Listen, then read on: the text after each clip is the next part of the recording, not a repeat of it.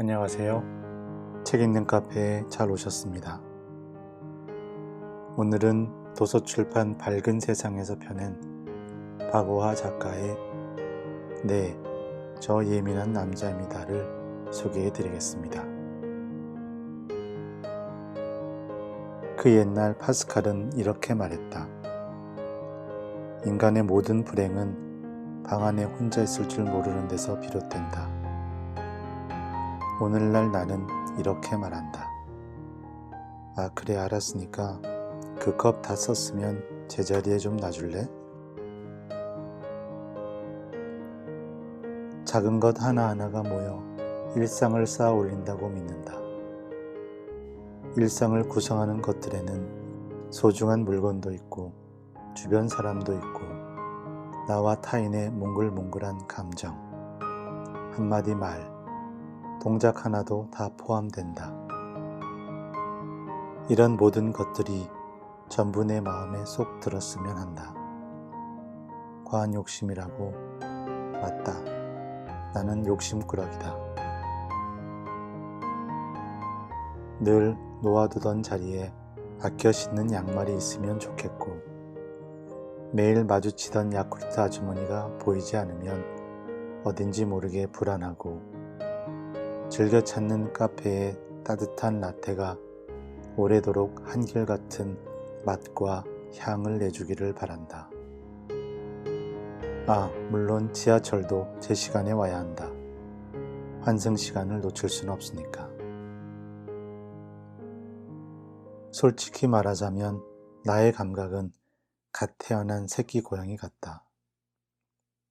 작은 변화, 조그만 자극에도 민감하게 반응한다. 사소한 것 하나라도 내적 질서에 어긋나는 게 생기면 그날 하루의 평온은 쨍그랑 깨져버린다.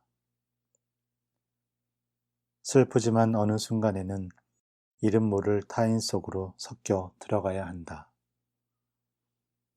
대문을 나서면 긴장을 하게 되고 내면의 평화를 지키고자 아등바등한다. 살다 보면 아는 거라곤 이름 하나뿐인 타인의 영역으로 과감히 뛰어들어야 할 때도 있으니까. 그럴 때는 배려라는 단어를 자주 떠올린다. 타인의 행동을 이해해 보려 노력한다. 혹시라도 내가 상대의 채 아물지 않은 상처를 건드리지 않도록 들추어내고 싶지 않은 부분에 대해 떠들어대지 않도록 노력한다. 강박적으로 또는 습관적으로 그렇게 살아오면서 나는 더 세심해지고 더 꼼꼼해져 왔다. 그 고단함을 무릅쓰면서도 나는 나의 예민한 안테나를 끄지 않고 있다. 오히려 그 주파수를 맞추는데 열심이다. 유심히 살피고 또 살펴서 타인이 지켜내려 하는 영역을 발견해내야 하니까. 그 영역을 존중해줘야 하니까. 내가 원하는 것을 그들에게 먼저 주고 싶으니까. 그리고 언젠가 결국에는 나도 그 배려를 받고 싶으니까. 정말 피곤한 성격이네. 나의 예민함을 고백하면 열의 9은 이렇게 반응한다. 그런데 놀랍게도 어쩌면 변명처럼 들리겠지만 실상은 반대다. 나는 정말 쉽게 행복해지는 성격이다. 나는 있어야 하는 게 그 자리에 있으면 만족한다. 무언가를 더 가지거나 커다란 목표를 이뤄낼 필요는 없다. 그저 있는 것 하나만으로 나의 방이 침범받지 않는 것만으로도 쉬이 행복해진다. 그러니까 초기값이 행복인 셈이다. 자, 그럼 이제 그 컵을 어디에 놓아야 할지 아시겠어요? 1장. 한국에서 예민한 남자로 산다는 것. 소제목. 미술관 가는 남자. 와이프랑은 뭐 하면서 시간 보내? 종종 물어오는 사람들이 있다. 순간 와이프라는 단어가 살짝 거슬린다. 그보다 아내라는 말을 좋아해서다. 그래도 우선 대답을 해야 하니 고개를 갸우뚱 기울이고 잠시 생각에 잠긴다. 우리도 뭐 특별한 건 없는데 싶다가도 한마디 꺼내본다. 저희는 미술관에 좀 자주 가는 편이에요. 뭐? 네가? 느닷없이 그게 무슨 말이냐는 듯. 네, 제가 그림 보는 걸 좋아해서요. 몇몇 사람들은 기절초풍 일보 직전이다. 응? 왜 그러지? 그림을 보러 다니는 일은 나의 오랜 습관이다. 미술을 전공하는 여자친구와 사귀었던 것이 계기였다. 그 친구가 지금의 아내는 아니지만. 그 후로 미술관을 찾아다니는 건 마치 이따금 영화를 보는 것처럼 자연스러운 일이 되었다. 안 어울리게 왜 그래? 우리 그런 사람들 아니잖아. 상대는 나를 닥달한다. 너나 나나 남다를 것 없는 남자잖아. 고만고만한 남자 인생이면 뭐 다 비슷해야 하는 건 아니야? 보채기도 한다. 고상한 척 그만하고 축구나 한 게임 한 뒤에 술이나 마시자고 드물게는 지나치게 빈정거리는 사람도 있다. 남사스럽게 계집애처럼 그럴 거야? 그럴 때 나는 조용히 미술관으로 향한다. 그림은 말이 없다. 가타부타 치근덕 대지도 않는다. 과묵하니 더 정이 간다. 나는 유별할 것 없는 평범한 남자다. 하지만 형용사 하나를 더해볼 수도 있다. 바로 예민한.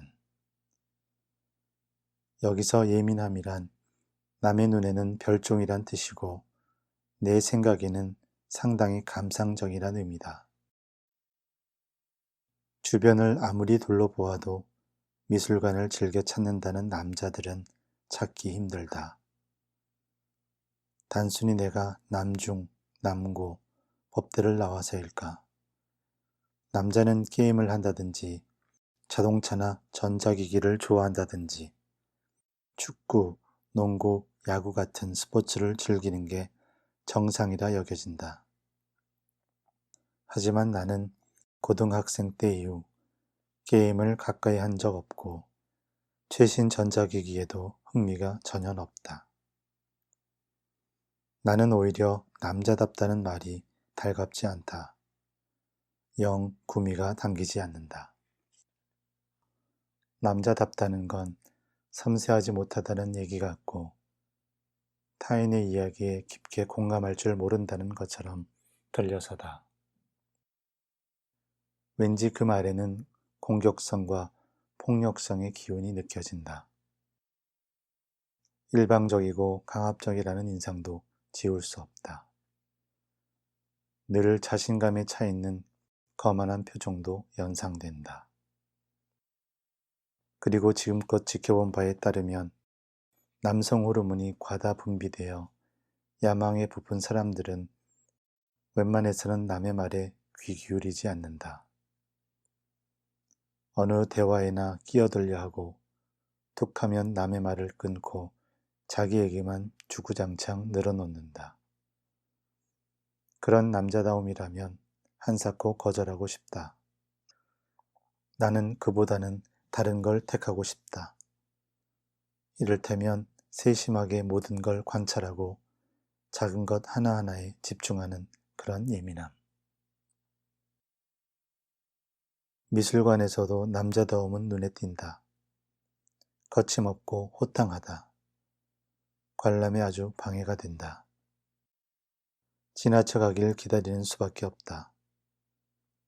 잠자코 기다리다 보면 조심조심 걸음을 옮기고 다소곳하게 서서 한 작품씩 응시하는 세심한 이들이 드러난다. 그럴 때면 자코메티의 말이 떠오른다.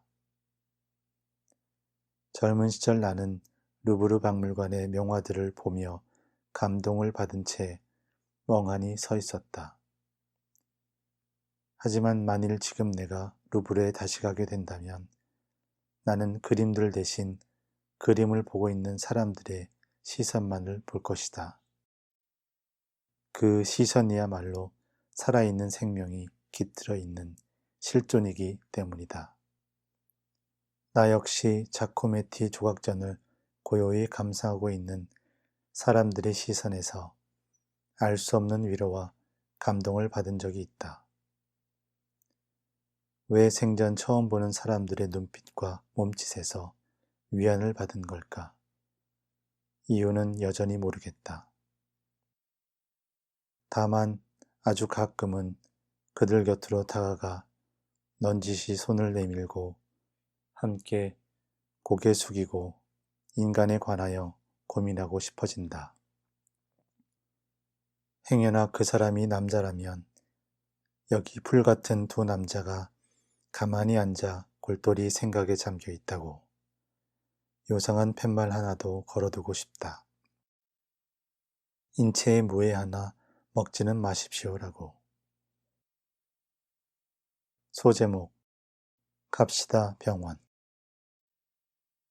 드라마 미스터 선샤인에는 이런 대사가 나왔다. 합시다 러브. 나는 이렇게 말하고 싶다. 갑시다 병원. 그날 어머니의 몸 상태가 심상치 않았다. 열이 펄펄 끓었고 몸을 가누기도 힘들어 하셨다. 괜찮다. 그냥 몸살이야. 요즘 누가 감기 걸렸다고 약을 먹니? 어머니 말 맞다나 감기는 약 먹으면 일주일, 약 안 먹으면 7일 가는 병일까? 이런 일들은 꼭 금요일 저녁쯤 시작되어 사람 애간장을 태운다. 어머니는 코를 훌쩍이시더니 이내 목이 칼칼하다며 마른 기침을 뱉어내셨다.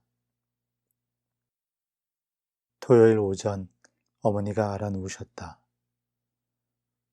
주말마다 전라도와 경상도를 가로지르는 테마 여행을 떠나시는 분이 해가 중천에 떴는데도 침대 신세였다. 몇 번이고 병원에 가자 권유했지만 어머니의 대답은 한결같았다. 아유 괜찮다니까. 주말에 푹 쉬어보고 월요일 아침에도 정 아프다 싶으면 그때 갈게. 주말엔 병원도 안 하잖아. 그만한 핑곗거리가 없다. 어머니는 주말을 강조하셨다. 적어도 이틀은 벌었다고 여기시는 걸까.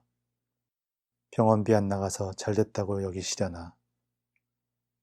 그러다 토요일 밤에 야단이 났다. 아이고 죽겠다 아이고 죽겠어. 오한이 들어 몸을 부르르 떠셨다. 어머니를 업고 응급실로 달렸다. 병명은 급성 신우신염. 조금만 늦었어도 폐혈증으로 번질 수 있었다고 했다. 가슴이 철렁 내려앉았다. 의사가 다그쳐왔다. 왜 이제 오셨어요? 아니 이제라도 오셔서 정말 다행이에요. 어머님, 다음부터는 아드님 말씀 꼭 들으세요. 아셨죠? 제때 오셔야지만 손 쓸 수 있어요. 폐혈증이라고 있는데요. 감기랑 증상이 별반 다르지 않아요. 그냥 봐서는 구분도 못하고요. 골든타임 놓치면 폐혈증 치사율이 꽤 높아요. 정말 명심하셔야 해요. 아는 친구 중 한 명은 첫 월급을 받자마자 우리나라에서 제일 비싸다는 최첨단 정밀 종합검진을 받았다. 진짜 비싼. 주변 시선이 그다지 곱지 않았다고 한다. 30도 되지 않았는데 유난이라고. 하지만 친구는 지금껏 고생해 왔는데 이제 와서 죽을 병 걸리면 말짱 도루묵이라며 굴하지 않았다. 멋진 친구다. 건강을 지나치게 걱정하는 이들도 분명 있다. 건강 염려증이라는 말을 듣거나 호들갑 떤다고 놀림을 받기도 한다. 하지만 환갑을 넘긴 부모님의 건강을 각별히 신경 쓰는 건 결코 과잉보호가 아니다. 단순 감기가 급성 장염이 되기도 하고 소리 소문 없이 어딘가에 머리를 부딪힌 일이 뇌출혈과 중풍으로 이어진다. 우리 부모님 세대는 무엇이든 속으로 끙끙 사기며 살아왔기에 전 국민 공통 실비보험을 들어두고도 병원에 가는 것을 극도로 꺼린다. 위, 장, 내시경 한번 받아보라는 주변의 경유에도 나는 건강하다고 그런 건 돈 낭비라고 마다하신다. 그러다 갑자기 위암 말기 판정을 받은 분들을 심심찮게 목격해왔다. 슬펐다.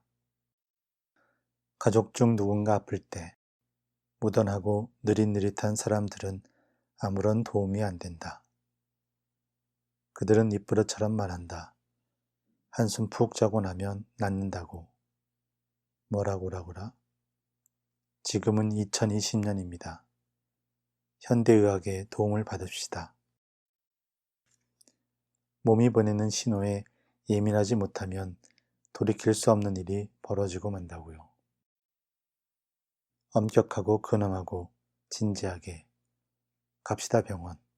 나랑 같이 right now. 거절은 거절할게요. 소제목 쳤다. 꽃집을 해서 좋은 점이 뭐냐면요. 사람들이 기쁘고 행복해하는 순간을 더 근사하게 만들어줄 수 있다는 거예요. 꽃집 주인의 한마디에 마음이 철렁 내려앉았다. 쳤다. 부러우면 지는 건데. 법을 달아서 좋은 점이 뭐냐면요. 사람의 끝을 볼 수 있다는 거예요. 볼장 다 봤다는 말 아시죠? 더는 말하지 않을게요. 주기적으로 꽃을 사러 간다. 유리화병에 꽂아 식탁에 올려둔다. 햇살 좋은 주말에는 화분도 가꾼다. 물을 흠뻑 주고 이파리를 쓰다듬으며 그 곁에 앉아본다. 함께 잠시 햇볕을 쬐다.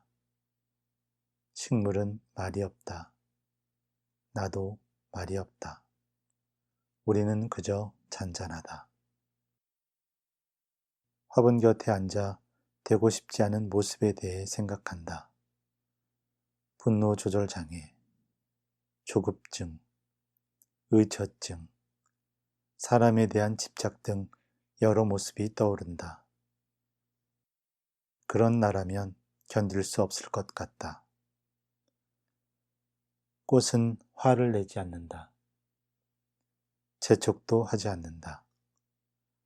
의심하는 일은 더더욱 없다. 때가 되면 사뿐히 꽃잎을 떨굴 뿐이다. 그에 비하면 나는 참 볼품없다. 내 머릿속은 늘 물음표로 가득하다. 저 사람 왜 저렇게 시끄럽지? 담배 냄새는 어디서 나는 거야 도대체? 그뿐만이 아니다. 일순간 돌변에 신경을 곤두세우는 건 또 어디 한두 번인가. 창문은 자꾸 누가 열어놓는 거야? 아니 왜 깜빡이도 안 켜고 들어와? 나조차도 나를 이해하기 힘들 때가 있다. 왜 그랬지? 그렇게까지 할 필요는 없었잖아. 정말 구제불능이야. 유난히 부끄럽고 내 자신이 미워지는 날에는 일기장을 펼치고 책상 앞에 앉는다. 반성할 거리가 한 장 가득 쏟아져 나온다. 나는 왜 이럴까? 그러지 말자고 그렇게나 다짐했는데. 왜 생각대로 되지 않는 걸까? 하얀 종이 위로 검은 글씨들이 물 흐르듯 표류한다. 나의 일기장은 반성문의 다른 이름이다. 다른 사람들도 나처럼 스스로가 못 믿어올까? 꽃을 볼 때마다 사람은 왜 꽃과 같을 수 없을까 고민한다. 나를 가만히 들여다보고 있으면 사람이 꽃보다 아름답다는 노랫말에 고개를 절레절레 흔들게 된다. 어딜 봐서 내가 꽃보다 낫다는 건지 도무지 알 수가 없다. 소제목 깔끔 떨고 자빠진 날. 집안일은 내가 거의 맡아 한다. 아내는 느긋한 성격이라 한 템포씩 쉼표가 있는데 그 틈을 타 내가 먼저 움직이기 때문이다. 이 얘기를 들은 유부남들은 호구가 여기 있었네 하며 아주 즐거워한다. 하여튼 인간이란 그런 존재다. 해서 생각해 보았다. 나는 진정 제대로 호구 잡힌 걸까?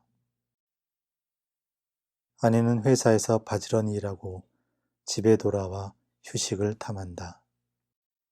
사무실에서 눈 빠지고 어깨 뭉쳐가며 일하다 왔으니 쉬고 싶은 게 당연하다. 만사 다 귀찮아 씻지도 않은 채 잠들려 할 때도 있다. 응? 화장도 안 지우고 발도 안 씻겠다고? 나는 토끼 눈으로 놀란다. 놀라다 그만 어깨가 결린다. 정녕 이 사람이 제가 사랑하는 그 사람이 맞습니까? 맞다. 그 사람이다. 그이에겐 설거지, 청소, 요리, 분리수거와 음식물 쓰레기 처리 모두 다 남의 일이다. 그러니까 여기서 남이란 남편인 나를 말한다. 아무렴 두 사람이 함께 지내는 공간이 깨끗한 것은 분명 누군가가 발발거리고 있다는 얘기다. 우리 부부의 경우 내가 곱절은 발발된다.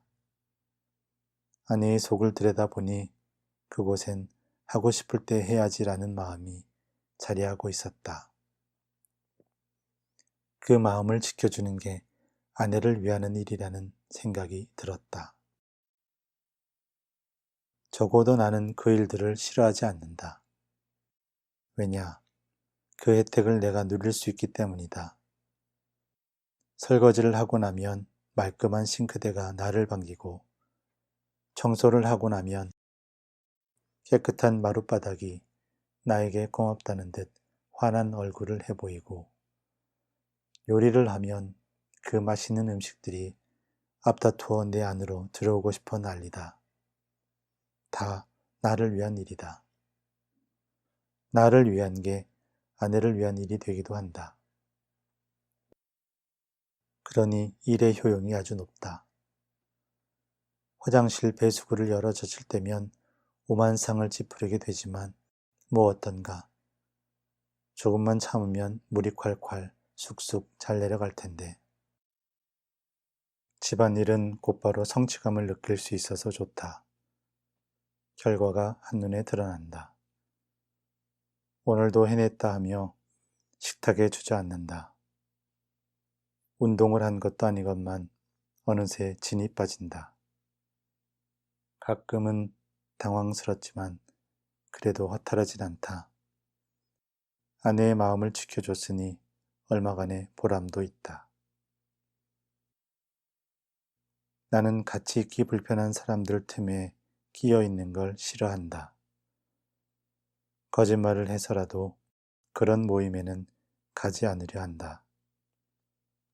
누가 뭐라 하건 그 고집을 지켜왔다. 어색한 약속은 잡지 않고 귀가한다.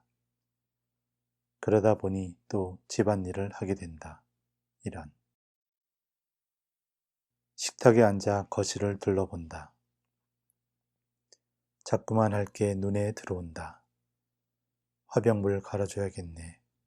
수건 빨래도 해야겠네. 점심 먹고는 냉동실 정리나 한판 해볼까? 아차, 종량제 봉투 떨어졌지. 내 정신 좀 봐.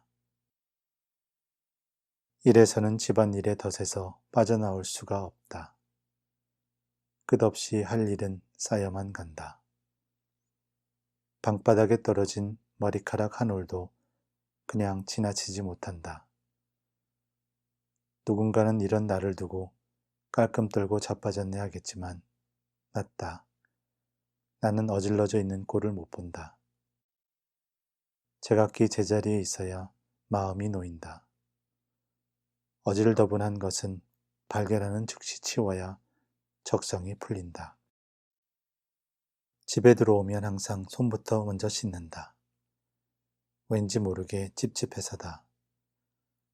될 수 있으면 향 좋은 비누로 뽀드득 뽀드득. 그럴 때면 기분이 한껏 고조된다. 손이 깨끗해지는 것뿐인데 마음도 한결 홀가분해진다. 아 참, 손에서 물이 줄줄 흐르는 채로 화장실을 나서는 법도 없다. 손을 야무지게 닦고 박수 한번 짝. 그리고 나서야 집에 온 것 같다. 손을 씻기 전에는 완전히 마음 놓을 수 없다. 집 밖에 먼지가 아직 묻어 있을 테니. 샤워 전에는 잠자리에 몸을 뉘지 않는다. 아무리 피곤한 날이라도 몸에 따뜻한 물을 끼얹고 허둥지둥 머리를 감고 나서야 잠들 수 있다. 그러니 손도 안 씻고 심지어 옷도 갈아입지 않은 채 침대로 직행하는 아내의 몸부림은 도저히 익숙해지지가 않는다. 사랑하니 망정이지 친구 녀석이 그렇다면 안방 문 앞에서 육탄 방어를 했을 것이다. 하지만 나보다 심한 사람도 봤다. 내 친구 M이다. M의 집에 놀러 간 적이 있다. 녀석은 나를 현관에 세워두고 알코올솜 2개를 내밀었다. 하나는 손 닦는 용, 하나는 휴대폰 닦는 용이라 했다. 그런 환영 인사는 난생 처음이었다. 먼저 나 좀 들어가서 앉으면 안 되니? 묻고 싶은 마음이 굴뚝 같았지만 그만두었다. 유난 떠는 성격에 비하면 녀석의 집안은 그리 정돈되어 있지도 않았다. 그럼에도 안방을 구경하자는 내 말에 M은 질겁을 했다. 한사코 나를 막아섰다. 안방은 자기만의 공간이니 먼 발치서 보기만 하라고 했다. 머리부터 발끝까지 온몸을 청결히 하기 전에는 자기도 들어가지 않는다며. 나보다 더한 놈이구나 싶었다. 녀석이 예민한 줄은 알고 있었지만 자기 공간에 대한 엄격함은 상상 이상이었다. 불결하다나 뭐라나. 이건 이렇게, 저건 저렇게 집안일에 대한 자기 기준도 확고했다. 무릇 남자가 혼자 살면 빨랫감이 산더미처럼 쌓이고 담배 냄새가 진동하며 싱크대는 폭발 직전이라고 생각하기 쉽지만 예민한 남자들은 그렇지 않다. 정확히 각 맞춰 속옷과 수건을 접어두는 것쯤은 예산일이고 녀석은 공중 목욕탕에 갈 때마다 온갖 걸 챙겨간다. 공용 수건이 내키지 않는다며 수건, 때밀이, 드라이기까지 꾸린다. 드라이기까지? 왠지 모르게 찝찝해서란다. 녀석은 되려 목욕탕에 놓인 로션 쓰는 사람들 신기하지 않냐고 물어왔다. 글쩍글쩍. 중병이다. 그럼에도 우린 친구 아니랄까봐 이런 것도 닮았네 하며 자지러졌다. 그 다음날 녀석의 집을 나서는 길 나도 알코올솜 1박스 주문해야 하나 심각하게 고민했다. 퇴근하는 아내에게 슬그머니 내밀어 볼까 하고. 소제목 마음은 깨지기 쉬워요. 수영 3개월 차 여기 턱 밑까지 차올랐다. 진짜 더럽게 안 되네. 소스라치듯 놀랐다. 고작 수영장에서 무너지다니. 성인이 된 후로는 욕을 해본 적이 없는데. 할아버지 할머니들이 수면 위로 떠올랐다 가라앉았다 하며 멀어져 갔다. 일렬로 미끄러져 가는 그 움직임은 아주 부드러웠다. 정말 대단했다. 나는 가다 서다를 반복하며 아등바등 용을 쓰고 있건만. 평영 첫날 기본 자세를 배우다가 우라통이 치밀어 올랐다. 아니, 다들 이 자세가 된다는 거야? 저토록 태연한 얼굴로? 나만 안 되는 거야, 지금? 자이언과 달리 평영은 숨이 가쁘지도 않았다. 오히려 숨쉬기는 편안했다. 첨벙 물속으로 들어가 앞을 보면 그저 신기했다. 고요한 물속에서 하루의 피로는 신압으로 사라져갔다. 남은 건 앞으로 나아가는 일뿐. 한데 그게 마음대로 되지 않았다. 무릎을 모아준 상태에서 발은 W자로 꺾여야 하고 어깨로 자연스럽게 올라왔다 내려가면서 호흡을 해주되 허리는 뒤로 꺾이면 안 된다고. 뭐라고라 총체적 난국이었다. 잠깐 여기로 나와보세요. 강사가 나를 지목했다. 왜 하필 나를? 자, 여기 바닥에 누우세요. 나는 졸지에 뜰채로 건져 올린 물고기 신세가 됐다. 혼자 수영장 바닥에 엎드려 누워 물길을 가르며 돌진해 나가는 사람들을 내려다 보아야 했다. 어우, 스트레칭 많이 하셔야 되겠어요. 몸이 아주 딱딱해요. 헉, 순간 화들짝 놀라 뒤를 돌아보았다. 강사가 내 발목을 움켜쥔 채 양옆으로 당겨대고 있었다. 오야, 이거 봐. 힘 빼세요. 힘. 오늘부터 집에 돌아가시면 방바닥에 매트 깔고 연습하세요. 아셨죠? 몹시 부끄러웠다. 나를 이런 식으로 건드리다니. 자, 발목을 딱 꺾어서 W자 만들어주고 복숭아뼈 안쪽으로 물을 눌러준다는 느낌으로 하나, 둘, 뒤로 쓱 밀어내는 거예요. 천천히 해보세요. 하나, 둘. 생각과는 영 딴판으로 다리가 헛발질을 해댔다. 머리로는 다 알겠는데 몸이 좀처럼 따라주지 않았다. 하기 싫죠? 하기 싫죠 지금. 강사가 내 마음도 몰라주고 뇌까렸다. 무슨 말씀하시는 거예요? 지금 저도 노력 중이라고요. 자꾸 사람 무한하게 그럴 거예요? 안 그래도 민망하게 혼자 바둥거리고 있는데 꼭 그렇게까지 해야만 속이 후련했냐. 영화 해바라기의 명장면이 머릿속에 스쳤다. 아니야. 한두 개쯤 내 뜻대로 되지 않는 게 있다는 것도 나쁘지 않잖아. 언발에 오줌 누듯 생각을 다스렸다. 더 이상 기분이 상하지 않도록 방어 기제가 작동한 모양이었다. 평온을 되찾으려면 그렇게라도 마음을 다독거려야 했다. 모든 게 생각대로 되어가면 사람은 오만 불손해질 뿐이야. 과속 방지턱 같은 거라고 생각하자. 그래, 나한테 평형은 과속 방지턱 같은 거야. 찾았다, 요놈. 누구나 처음엔 서툴러요. 괜찮아요. 천천히 하셔도 돼요.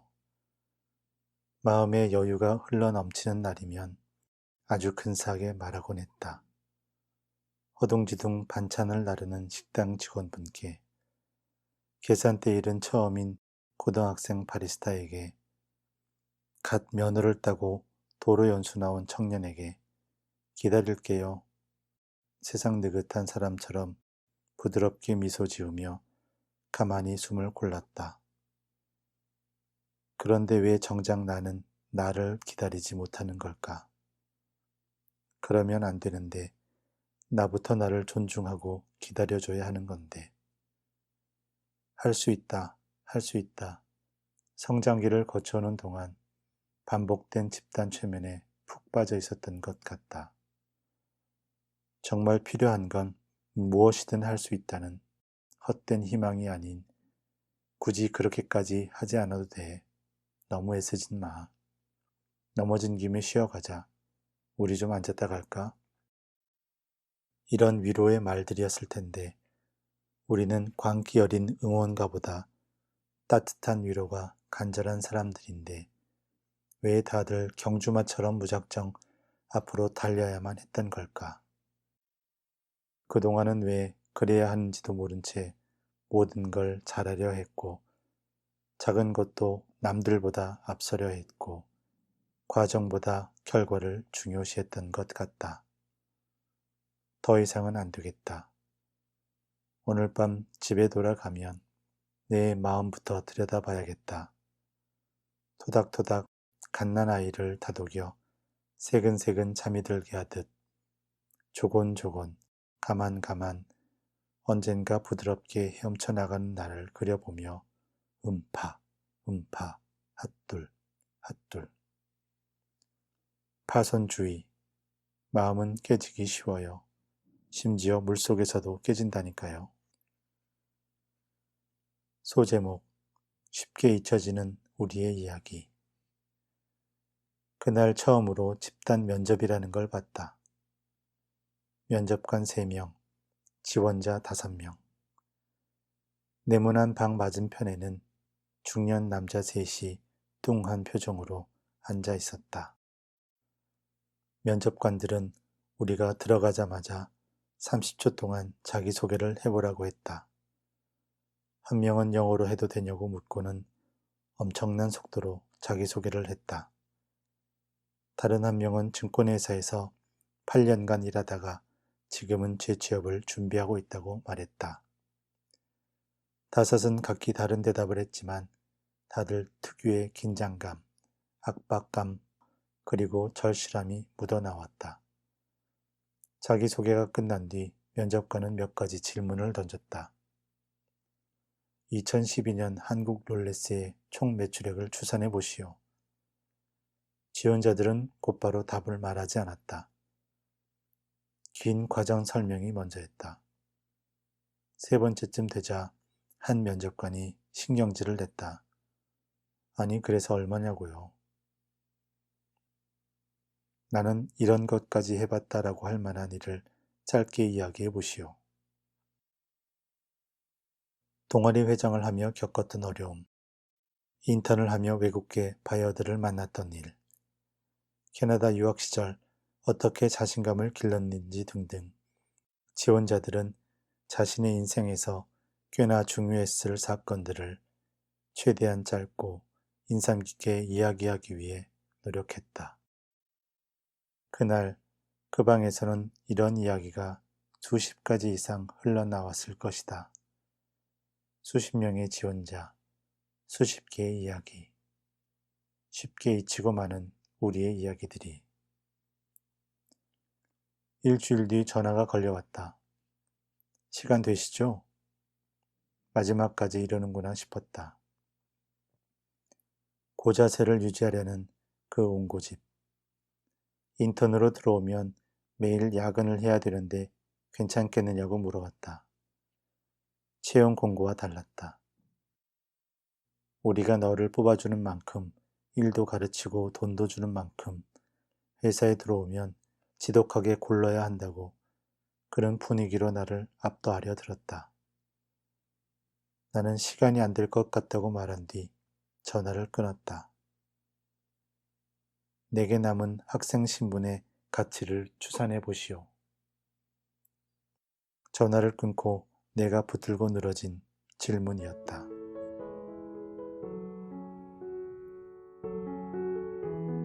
네, 본문은 여기까지 읽어드리도록 하겠습니다. 이 책의 뒷면을 보면 책의 내용을 잘 표현해준 한 줄이 적혀 있습니다. 예민함을 터부시하는 사회에서 자신의 본질을 지키며 살아온 한 인간의 우픈 기록이자 소소한 투쟁기, 이렇게 적혀 있습니다. 세심함을 예민하다고 터부시하는 그런 사회. 이 책을 지은 이의 생활 속에서 묻어나는 이야기들이 곳곳에 스며 있습니다.